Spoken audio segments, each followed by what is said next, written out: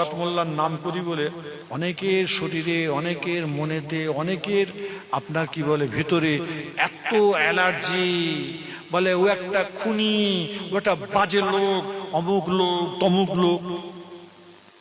আজকে আপনাদের এই কি বলে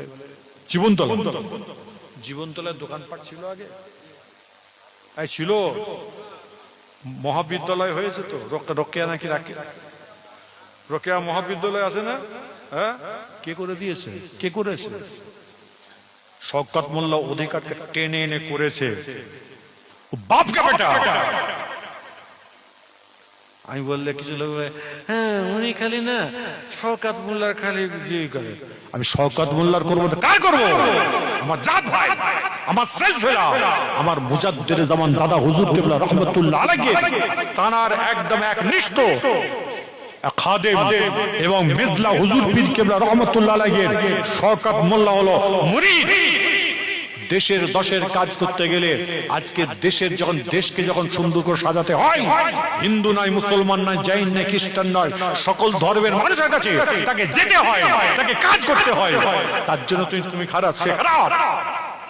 আর সে যদি তোমাকে লক্ষ লক্ষ টাকা দেয়, কোটি কোটি টাকা দেয়, ভাই কেমন আছো, তোমার পাশে যাবো, চা খাবো, খুব বুকে বুকে মুল মেরাচ্ছ, খুব ধাক্কা মারছ, ভালোই কাজ হচ্ছে। মাল দিলেই না সব ঠান্ডা, আর মাল যদি না দাও ও খারাপ, ও খারাপ, ও খারাপ, ও খারাপ, জেগে রচ্ছে, জেগে রচ্ছে।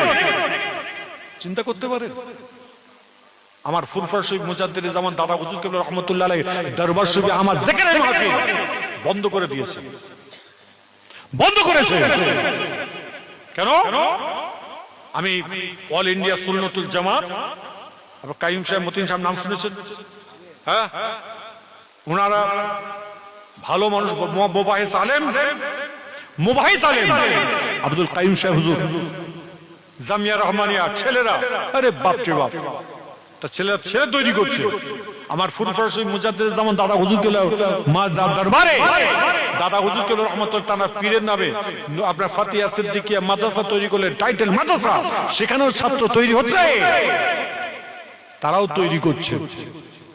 তাদের সঙ্গে হাত মিলিয়েছি বলে আমি এখন খারাপ।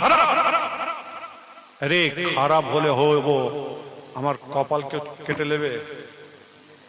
আরে জোরে বলো না, আমার কপালকে কাটবে, নিঃসন্দেহে জান্নাতি বলে কবুল করে নেবে। কেন? আজকে বলুন, কবরে সবাইকে ঢুকতে হবে না? জোরে বলবেন। আচ্ছা এখন বলুন, আমি পীরের আওলাদ, দাদা হুজুরের আওলাদ, আমার কবরটা আলাদা হবে আর আপনাদের কবরটা আলাদা হবে? জোরে বলবেন। ভালো কথা, আপনার কাফনের কাপড়টা আলাদা হবে আর আমার কাফনের কাপড়টা আলাদা হবে? একটা আওয়াজ দিয়ে জোরে বলবে। হবে? হবে না। আমাদের এক। আপনার যদি বেহেরি কবর হয়, আমারও বেহেরি কবর। আপনার যদি সুন্দুক কবর হয়, আমারও সুন্দুক কবর। আপনাকে কবরে শোয়াবার পরে সওয়াল করা হবে, মান রব্বুকা, তোমার রব কি, মা দিনুকা, তোমার দিন কি। আবু দাউদ শরীফে আছে, আপনার কবর থেকে, আমার কবর থেকে, এই ছেলে, এই ওঠ, এখান থেকে ওঠ, ওঠ ওঠ ওঠ, ওদিকে যা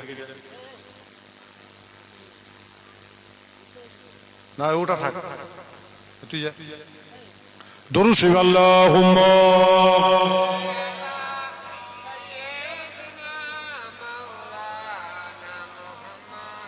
ওয়া আলা আলিহি। ভাই এই তো আপনাদের মনে হচ্ছে একটু ঝিমিয়ে গেছেন, ব্যাপারটা বুঝতে পারছেন, একটু আওয়াজ দিয়ে পড়েন না। আল্লাহুম্মা সাল্লি আলা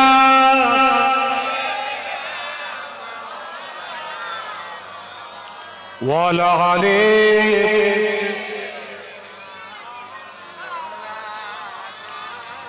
রসুল আমার আলো রাশা, রসুল আমার ভালোবাসা, রসুল আমার প্রেম বিভাগের মূল আলোচনায়, রসুল আমার কাজে কর্মে অনুপ্রেরণা। আল্লাহুম্মা সাল্লি আলা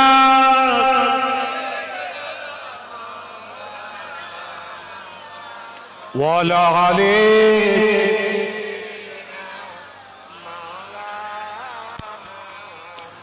নেতার মতো নেতা আমি পাই না কোথায় খুঁজে, কাঁদি হায় রে কাঁদি শুধু এই দুটি চোখ বুজে।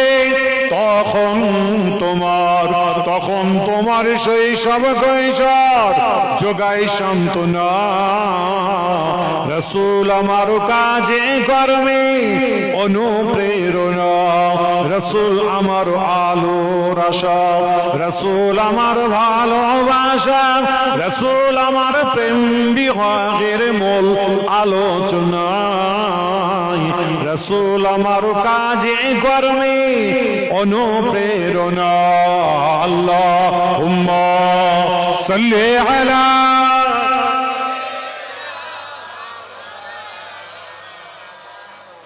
ওয়ালা আলে।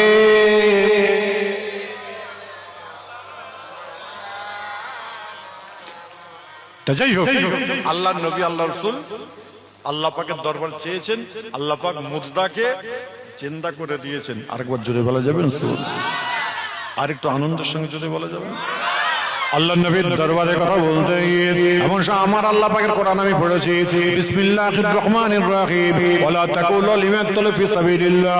এই কোরআনের তাফসীর করতে গিয়ে বুখারী শরীফ হাদিসগুলো আপনার করে একটা একটা করে বলে যাই। আমার নবী, আপনার নবী, দয়ার নবী উহুদের যুদ্ধের সময় আমার রাসূল পাক সাল্লাল্লাহু আলাইহি ওয়াসাল্লাম বলেছিলেন, এই সাহাবারা তোমরা কারা উহুদের যুদ্ধে যাবে তোমরা সকলে হাতে আপনাকে নামটা লিখিয়ে দাও। আল্লাহ রাসূলের দরবারে আপনার নাম লেখাতে শুরু করে দেয়। সাহাবারা নাম লেখাচ্ছে, এমন সময় একজন খোঁড়া সাহাবা এসে পা খোঁড়া এমন সাহাবা এসে আমার রাসূল পাককে বললেন, সালামটা দিয়ে বললেন, ইয়া রাসূলুল্লাহ, আমি বললেন আপনি আমার নামটা লিখালেন, আমি জিহাদে যাব। আমার নবী, আপনার নবী দয়ার নবী বললেন, না না না, তুমি জিহাদে যেতে পারবে না, তুমি খোঁড়া মানুষ, তোমাকে যেতে হবে, তো বাড়ি চলে যাও। এমন সব বাড়িতে যাওয়ার পরে দ্বিতীয় দিন আমার রাসূল পাকের দরবারে আসলেন। আমার নবী, আপনার নবী দয়ার নবীকে সালামটা দিয়ে বললেন, ইয়া রাসূলুল্লাহ, ইয়া হাবিবাল্লাহ, হুজুর আমি জিহাদে যাব, আপনি আমার নামটা লিখালেন। আমার নবী, আপনার নবী দয়ার নবী বললেন, না না না, তুমি খোঁড়া মানুষ, তুমি কি করে জিহাদে যাও, তুমি বাড়ি চলে যাও। তৃতীয় দিন আমার রাসূল পাক সাল্লামকে সালাম দিয়েছে, সালাম দিয়ে বললেন, ইয়া রাসূলুল্লাহ, হাবিবাল্লাহ, আমার চারটে ছেলের নামটা লিখে দিয়েছে আপনার জিহাদে যাওয়ার জন্য। আমার চারটে ছেলে দুনিয়া থেকে বিদায় নেবে, আমি আজকে দুনিয়ায় বেঁচে থেকে লাভটা কি আছে, আপনি আমাকে না, আপনি আমার নামটা লিখে নিন। আমার নবী, আপনার নবী দয়ার নবীর সঙ্গে সঙ্গে বললেন, যাও চলে যাও, চলে যাও, তোমার স্ত্রীর পারমিশনটা তুমি নিয়ে আসো। সবাই জোরে জোরে বলেন সুবহানাল্লাহ। সরকারি কোনো কাজ করতে গেলে স্ত্রীর নমিনেশন লাগে না? এই জোরে বলুন। কাগজপত্র করতে গেলে নমিনি লাগে না? স্ত্রী, আপনি যদি আমার বাপের, আমার মায়ের, আমার দাদা, আমার বড় ভাই, তখন সরকার পক্ষ বলবে, অফিসার বলবে, আপনার বিয়ে হয়েছে? হ্যাঁ বিয়ে হয়েছে, আমার দুটো সন্তান। আপনার স্ত্রী নমিনি, আপনার কি বলে নমিনি, স্ত্রীকে করুন। হ্যাঁ, আমার রাসূল, এটা আসলো কোথা থেকে? আমার রাসূল পাক সাল্লাল্লাহু আলাইহি সাল্লাম তিনি বললেন, তুমি জিহাদে যাবে বলছো? বললেন না তোর বাপ, তোমার মা, তোমার খালা, তোমার খালুকে তুমি বলে এসো না, তোমার স্ত্রীর কাছ থেকে পারমিশন নিয়ে আসো। স্ত্রীর কাছে গিয়ে বলছে, হ্যাঁ প্রাণের স্ত্রী শোনো। বলে কি? বলে আমি জিহাদে যাব। খোঁড়া মানুষ তো, তোর স্বামী স্ত্রী একটু মজা হয়তো নাকি, মজা মস্করা হয় না? তাই মজা করে বলছে, স্ত্রী বলছে, তুমি যাবে তো শুনতে পেলাম, তুমি অর্ধেক রাস্তা থেকে ফিরে আসবে। যখনই বলেছে না, বলার সঙ্গে সঙ্গে স্বামী কি করেছে? আল্লাহ পাকের দরবারে দুটো হাত তুলে দোয়া চেয়েছে। আল্লাহ পাকের দরবারে দুটো হাত তুলে দোয়া চেয়েছে। দোয়া চেয়েছে, কি দোয়া চেয়েছে স্ত্রী জানে, চলে গেছে। জিহাদে যাওয়ার পরে মারা গেছে সব লাশ, যারা মারা গেছে, ছেলে মারা গেছে, স্বামী মারা গেছে, তখন মেয়েদের বলছে, মেয়েরা, আমার রাসূল পাক বললেন, সবাই জানাজার নামাজ আমি পড়িয়ে দিয়েছি, লাশগুলোকে তোমাদের এলাকায় নিয়ে গিয়ে তোমরা দাফন করে দাও। বলে ভালো কথা। সবাই লাশ নিতে এসছে। আর ওই মেয়েটি, খোঁড়া সাহাবার স্ত্রী, সে আপনার কি বলে উঠলি এসছে, তার চারটে ছেলে লাশকে তুলেছে। চারটে ছেলের লাশ তোলার পরে স্বামীর লাশকে তুলতে যাচ্ছে 2 জন, 3 জন, 4 জন, 5 জন, 7 জন পর্যন্ত লাশ তুলতে পারছে না। আমার রাসূল পাকের কাছে গিয়ে বলছে, আসসালামু আলাইকা ইয়া রাসূলুল্লাহ। ওয়া আলাইকুম আসসালাম, তাফাদ্দাল। একটা আরবি বলবো, তার 5 রকম তার উত্তর হবে। এই ঘুমোচ্ছ কেন? এই ঘুম লাগছে? এই ওখানে ঘুমোচ্ছে, ওই দেখো ওই চাদর মুড়ি। এই ঘুম লাগছে? শেষ করে দেবো নাকি? কটাও আছে? হ্যাঁ 11টা 19 তো নাকি? 23টা 19 মানে 11টা 19 তো। শেষ করে দেবো নাকি? সবাই চাইছে একবার তাকবীর দিলে বুঝতে পারবো। নারে তাকবীর। বাপ কোরআন শরীফ পড়তে জানেন সবাই? বলে এটা হুজুর খুব বাজে না, বুঝলি? এই কোরআন শরীফ পড়তে জানেন না? জানেন না? যারা কোরআন শরীফ পড়তে জানেন না, আগামী কাল থেকে ফজরের নামাজ পড়ে বা আসরের নামাজ পড়ে বা এশার নামাজ পড়ে আল্লাহর কোরআন শিখবেন। কোরআনের শিক্ষার উসিলায় আল্লাহ তোমাকে আমাকে জান্নাতি বলে কবুল করে নেবেন। আরেকটু আনন্দের সঙ্গে জোরে বলা যাবে না? খবরদার, এগুলো মাথায় রাখবেন। কোরআন ভুলে যান, শিখতে হবে, পড়তে হবে, যতটুকু ইয়াদ আছে তার।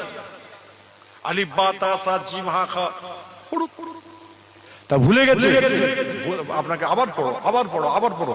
কোরআনের সাথে সাথে সম্পর্ক রাখবেন, আল্লাহ তোমাকে আমাকে জান্নাতি বলে কবুল করবেন। আরেকবার চলে বলেন। খবরদার, কে কি করছে না করছে দেখার দরকার না, আপনি কি করছেন। আপনি এলাকার যত বড় বস হন আর যত বড় ভালো মানুষ হন, যত বড় খারাপ মানুষ হন, আপনার কবরের সওয়াল আপনাকে উত্তর দিতে হবে। আল্লাহ নবীর দরবার শরীফে এমন সময় মেয়ে ছেলেটি এমন সময় আপনার লাশটা তুলতে না পেরে, উঠের মধ্যে লাশটা না তুলতে পেরে আমার রাসূল পাকের দরবারে যায়। আমার রাসূল পাক সালাম দেয়, আসসালামু আলাইকা ইয়া রাসূলুল্লাহ। আমার নবী আপনার নবী উত্তরটা সালামের উত্তর দিয়ে বললেন, এই মেয়ে ছেলে তোমার সংবাদটা কি আছে বলো।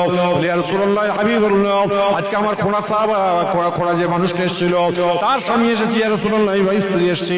আজকে আমার 4টে ছেলের লাশকে আমি তুললাম, আমার স্বামীর লাশটাকে আমি তুলতে পারছি না, কারণটা বুঝলাম না। আমার নবী আপনার নবী দয়া নেই বললো, এই মেয়ে ছেলে মা তুমি শুনে রেখে দাও, তোমার স্বামী যখন তোমার কাছে পারমিশন চাইতে গিয়েছিল তুমি কি বলেছিলে বলো। বলি ইয়া রাসূলুল্লাহ, আমি বললো আজকে আমার স্বামী স্ত্রী মজা করা হয়, আমি স্বামী মজা করে বলেছিলাম তুমি অর্ধেক রাস্তা থেকে ফিরে আসবি। ওই সময় আমার রাসূল পাক বললেন, ওই সময় তোমার স্বামী কিছু বলেছিল কি বলো। বলে হুজুর আমার স্বামী আমার আল্লাহ পাকের দরবারে হাত তুলে দোয়া চেয়েছিল। কি দোয়া চেয়েছিল তা তো আমি কিছুই জানি না। আমার নবী আপনার নবী দয়া নেই বললেন, এই মা তুমি শুনে রেখে দাও, তোমার স্বামী আল্লাহ পাকের দরবারে হাত তুলে দোয়া চেয়েছিল, আল্লাহ গো যেখানে মারা যাব কাল কিয়ামতের দিনে সেখানে উঠবো, আমাকে কেউ না তুলতে পারে। এই আপনার মা মেয়ে ছেলে শুনে রেখে দাও, তোমার 4টে ছেলের লাশকে তুমি নিয়ে চলে যাও, তোমার স্বামীকে তুমি তুলতে পারবে না এখান থেকে। তোমার স্বামী কিয়ামতের দিনে এই জায়গা থেকে উঠবে। সবাই জোরে জোরে বলুন সুবহানাল্লাহ। আল্লাহ পাকের দরবারে চাইলে আমার আল্লাহ পাক কবুল করতে থাকে। খবরদার না না না, আপনি আমি যেভাবে চলবো, খবরদার আল্লাহ প্রেমিক হয়ে যান, নবী প্রেমিক হয়ে যদি চলাফেরা করতে পারি, নিঃসন্দেহে আল্লাহ পাক আপনাকে আমাকে জান্নাতি বলে কবুল করে নেবেন। আরেক বুখারী শরীফ হাদিসের মধ্যে পাওয়া যায়, আমার নবী আপনার নবী দয়ার নবী আসরের নামাজ পড়ে বসে আছেন, সাহাবারা বসে আছে। আল্লাহ রাসূল আল্লাহ হাবিব বললেন, এই সাহাবারা তোমরা কারা জিহাদে যাবে হাতটা তুলে দেখো। প্রত্যেকটা সাহাবা হাত তুলে বললেন, সাত্তারটা ইয়া রাসূলুল্লাহ বলল, আমরা প্রত্যেকে আজকে জিহাদে যাওয়ার জন্য রাজি আছি। আমার নবী আপনার নবী দয়ার নবী বললেন, যাও চলে যাও চলে যাও, তোমার স্ত্রীর কাছ থেকে পারমিশন নিয়ে আসো। এমন সময় বাড়ি যাওয়ার পর তার স্ত্রী বলল, আমার রাসূল পাক যাতে রাজি আমরাও তাতে রাজি। এমন সময় প্রত্যেকটা সাহাবা ফিরে আসলেন। আমার রাসূল পাক বললেন, এই সাহাবারা তোমাদের খবর কি? বলে হুজুর আমাদের বাড়ির মেয়েরা জিহাদে যাওয়ার জন্য পারমিশনটা দিয়ে দিয়েছে। আমার নবী আপনার নবী দয়া নেই বললেন, যাও চলে যাও চলে যাও, তোমাদের জিহাদকে আল্লাহ যেন কবুল করে নেয়। খবরদার টেনশন করো না, চিন্তা করো না, চলে যাও। এমন সময় তারা জিহাদের ময়দানে চলে গেল। একদিন নয়, 2 দিন নয়, 4 দিন 5 দিন 7 দিন পরে একজন মহিলা মেয়ে ছেলে ঘুমাচ্ছে, তাদের মেয়েদের আপনার তাদের স্ত্রীর মধ্যে একজন স্ত্রী ঘুমাচ্ছে, নিজের চামড়া চোখে স্বপ্ন দেখতে পাচ্ছে একটা ভীমরুল ঘরে পড়ে মারা গেছে। এমন সময় চোখটা খুলে যায়, ঘুমটা ভেঙে যায়, ঘুম ভেঙে যাওয়ার সঙ্গে সঙ্গে আমার আল্লাহ পাকের দরবারে হাতটা তুলে বলে, আল্লাহ গো আপনি ফয়সালা করে দিন, আজকে আমার স্বামী আজকে বেঁচে আছে না মারা গেছে। তুমি চিন্তার মধ্যে পড়ে গেছে, মেয়েটা কেঁদে কেঁদে সারেজার হয়ে যায়, কোনো ফয়সালা আসছে না। এমন সময় ফজরের আজান হয়ে যায়। ফজরের নামাজ পড়ে ওই মেয়ে ছেলেটি আমার রাসূল পাকের দরবারে গিয়ে সালাম দেয়, আসসালামু আলাইকা ইয়া রাসূলুল্লাহ।